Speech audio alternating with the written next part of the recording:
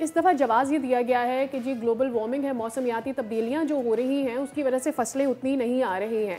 मुझे ये बताइएगा कि इससे पिछले साल आपने बताया कि जी ग्रोथ हमारी इससे बेटर हुई क्योंकि आपने ईज़ किया किसान के लिए, तो हमने भी 52% तक आपको ग्रोथ करके, इस दफ़ा वो नहीं हो पाया। मेरा सवाल ये बनता है कि क्या इससे पिछले साल आपकी मौसमियाती तब्दीलियों के असरात उतने नहीं थे और इस साल ज़्यादा थे, या फिर ये सिर्फ एक कवर अप है? देखिए मैं आपको अर्ज करूं, पहली चीज है कि गंदम को दोनों मौसमों ने फेवर किया, पिछले साल भी इस साल भी।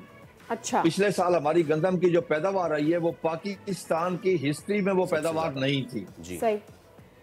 कभी भी वो 32 मिलियन टन गंदम हमारी पैदावार नहीं आई जो पिछले साल हुई है। ठीक है जी। इस साल हमारा रकबा 10% कम काश्त हुई, लेकिन हमारी पर एकड़ पैदावार बहुत अच्छी रही है उसके बावजूद। सही। काश्त पैदावार में कमी नहीं थी, अगर कमी थी तो वो रेट में कमी है, काश्तकार की कॉस्ट ऑफ प्रोडक्शन पूरी नहीं हुई। और हमने काश्त क्यों की, ये भी मैं आपको अर्ज कर दूं, इस साल वरना हमने काश्त नहीं करनी थी।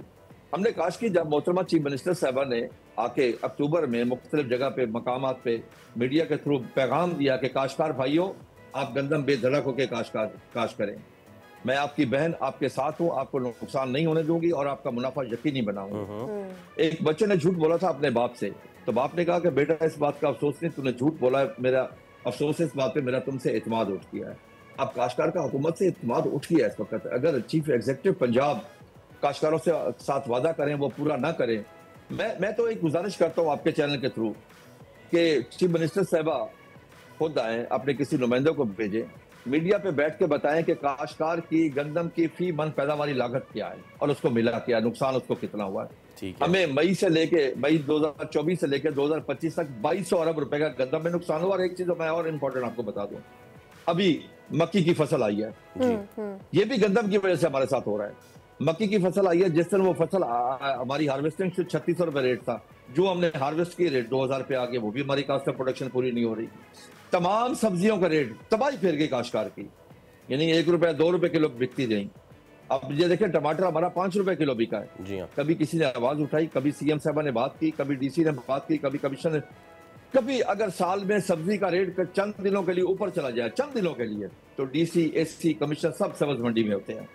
क्यों? काश्तकार पाकिस्तानी नहीं है, काश्तकार ने अपने बच्चों का इलाज नहीं करवाना, काश्तकार ने अपने बच्चों को तालीम नहीं दिलवानी, काश्तकार ने अपने बच्चों को कपड़े खरीद करके नहीं देनी। आज मैं आपको हकीकत बता रहा हूँ, खुदा की कसम मैं कहता हूँ, बहुत सारे काश्तकार मुझे मिले जिन्होंने अपनी बच्चियों की शादियां मनसूख कर दी है कि उन्हें फसलों में इतना नुकसान हुआ है। अब आप कुर्बानी पे देख लें, लाखों जानवर वापस आए हैं इस दफा।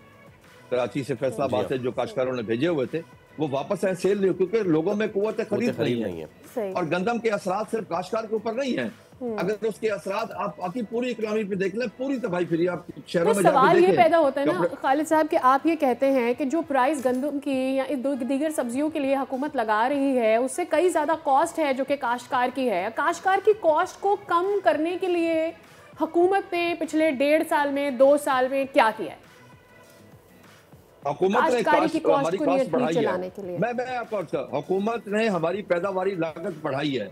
3 साल पहले 2022 में हमारे बिजली का रेट था 5 रुपए 35 पैसे रेट था, 1 यूनिट 1 रेट था, आज 50 से 60 रुपए रेट है।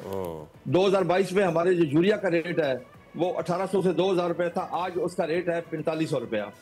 अब डीएपी 5-6 हजार रुपए में थी, आज है वो 13,000 रुपए की। लेबर चार्जेस बढ़ गए, हमारी कॉस्ट ऑफ प्रोडक्शन बढ़ गई है और हमारी प्रोड्यूस का रेट कम हुआ है। देखे ना, ये कोई तरीका नहीं। हम क्या मांग रहे हैं हुकूमत से? बड़ी क्लियर बात मांग रहे हैं जी कि हुकूमत एक प्राइस कमीशन बनाए हर फसल की, उसकी कीमत निकाले, हमारी पैदावारी लागत निकाले, साथ 25% में मुनाफा दे दे। इससे ऊपर हुकूमत कंट्रोल करे। मैं खुद चाहता हूँ कि शहरियों को सस्ती चीजें मिलनी चाहिए, दरमियान में लोग आके मिडल मैन ज्यादा ना कमाए, उसमें एक जायज मुनाफा होना चाहिए। लेकिन ये तो ना हो कि हमारी कॉस्ट ऑफ प्रोडक्शन 3400 रुपए और हमें रेट मिल रहा है 1900-2000 रुपए। ये तो काश्तकार अफोर्ड नहीं कर सकता। इस तरह पाकिस्तान से ज़राअत बिल्कुल जा रही है इस वक्त। और फिर आगे बात हो रही है टैक्सेशन की।